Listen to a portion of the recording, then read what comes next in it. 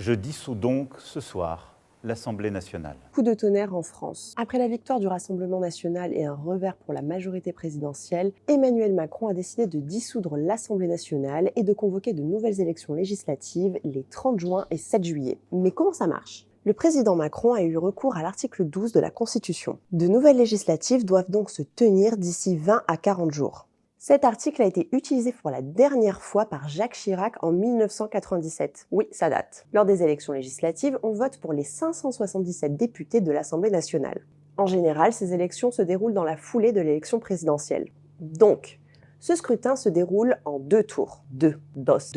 Pour être élu dès le premier tour, un candidat doit recueillir plus de 50% des suffrages et un nombre de voix au moins égal à 25% du nombre des électeurs inscrits dans la circonscription. Oui, c'était la partie un peu relou. Ceux qui arrivent en tête avec au moins 12,5% des électeurs inscrits accèdent au second tour. La candidature avec le plus de voix remporte donc le second tour et devient député. Mais pourquoi la situation est inédite ? Ça, c'était l'Assemblée nationale avant la dissolution.